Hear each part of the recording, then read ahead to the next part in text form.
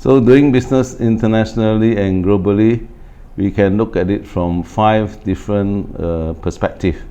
The first perspective is from the countries, how it's being affected, because a country is affected by globalization, which I will explain later, and also countries are interconnected because in today's world the internet connects us together. Next, we talk about the industry. Our industry has to grow and it has to be globalized, and then in this case you draw the attention of the investors.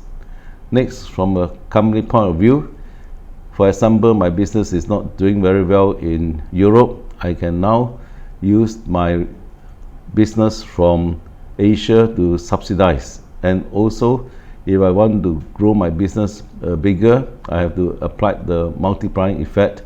For example, I can grow my business in America. However, what the government needs in order to stabilize the currency is foreign direct investment for those currencies that are recognized as the standard exchange.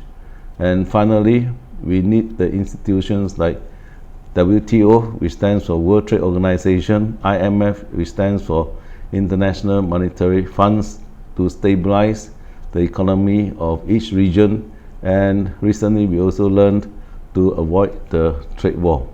However, there are 13 forces of globalization which everyone will be affected, and as such this actually will affect the way we operate business, which is also known as the VUCA business environment. VUCA stands for volatile, uncertain, complex and ambiguous. So what are the 13 forces of globalization? The first 7, we are all actually competing on the same score. What are these? The first one, of course, is variety of our products and services. The next is quality, and all this is very important to achieve the lowest cost.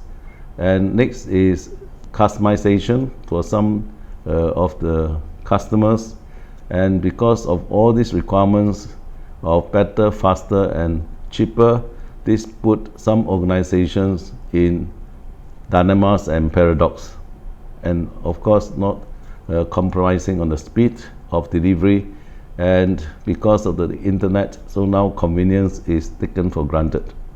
The one that will affect everything is really technology. So technology is the next most important driving forces, which then will affect the infrastructure of a country, and also the free trade agreement, which we now know is becoming more and more important because of the dominance of USA. And for the rest, as example, green environment, financial integration and crude oil scarcity, this also becomes important too. Thank you.